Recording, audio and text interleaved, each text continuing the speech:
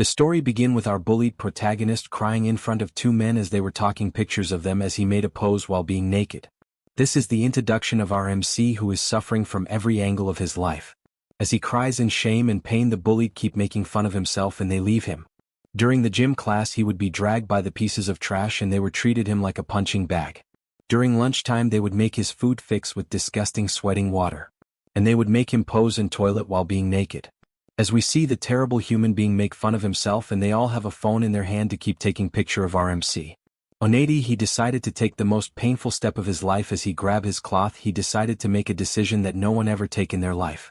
Just then he was trying to end his life. A strange heavenly portal open and a beautiful girl emerges. As she float and land she had a beautiful golden hair. Without wasting any time she greet him and introducing herself to be a queen from heaven. She tells him to cooperate with her. As she sees what our MC trying to do they both accordingly see each other.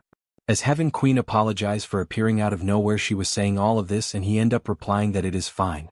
She explained whatever you're doing is not fine. And she leans over and tries to kiss him. As he blushes he asks who you are? She introducing herself, my name is Yahello, a queen from heaven. As she say this she adds she would help him to kill the devil. As he heard this he was completely in shock and say, there are tons of demons in the world. So we always looking for people who can fight. Further she said good people like you who have dormant talent we need.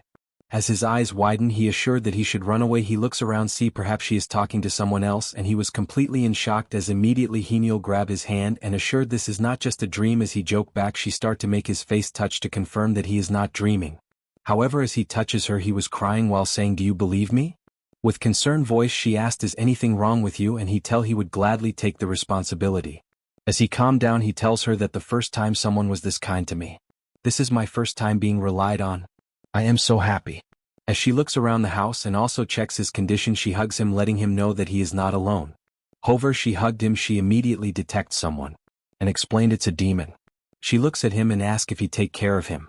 And with a stuttering voice he tells that sure he would do that for sure. She asks him to hold her hands and she says few word in sequence and instantly energy started to pass in and out from his body and in the next instant he completely changes and a big sword was in his hand.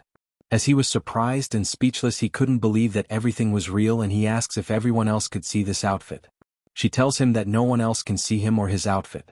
As he goes outside to check on the demon he sees a horrifying and dangerous looking demon hovering over someone.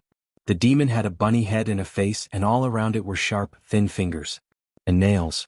The person it was hovering next to was none other than Sada, the person who has been intensely bullying him for the past months, and the one who made him hopeless in life. As Yahello tells him to attack or the person would die, he starts to remember all the terrible things that Sada has done to him. And he questions if this is what he would like to do. All the time that he stomped on his happiness and drove him to the point of no return. Deep down he was fighting himself. And moments later, he readies himself to attack and save him. With a mature tone, he reminds himself that the past doesn't matter anymore and he must do this.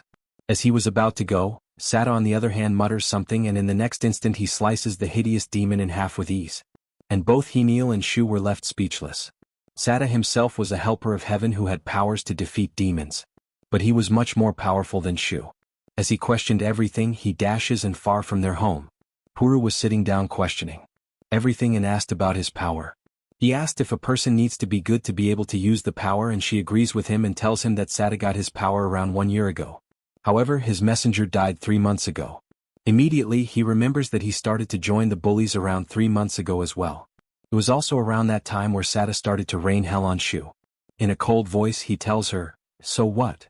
He asks if it is right to bully others if you are having a hard time.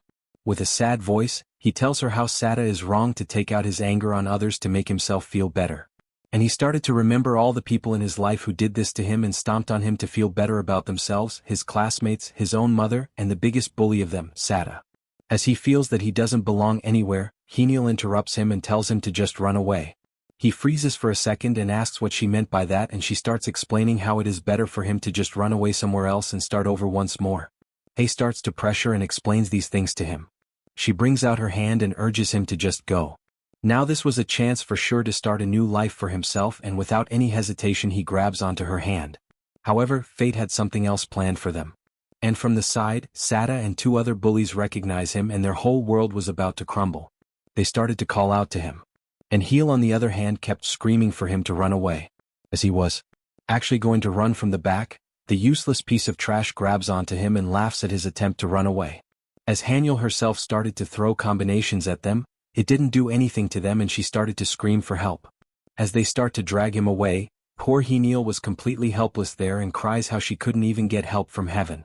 On the other side, the bullies dragged him to a toilet and with a cold voice, they order him to drink the disgusting water from the toilet. As it was too gross to even explain, poor Haniel runs over to see for herself. As tears flowed from his eyes, he asks Sada why he has been doing this to him. He shouts at him and tells him how he has the heaven's power and still belittles others and makes their life harder. For a minute, Sada couldn't believe that he said heaven's power.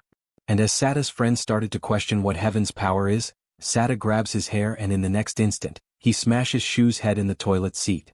He didn't stop there. He pushed his head further into the disgusting water and this made it very hard for him to breathe. As poor Heen cried with a threatening voice, Sada tells him to know his place and kept pushing him inside the seat with brute force. As he was being shown no mercy and Sada was actually ready to kill him, his bully started to record. With a weak voice she mutters, "Awaken." As he says this, the entire toilet blasts. She transforms and grabs onto his sword. As he looked around for him, the bullies themselves couldn't find him and asked if he had disappeared or something.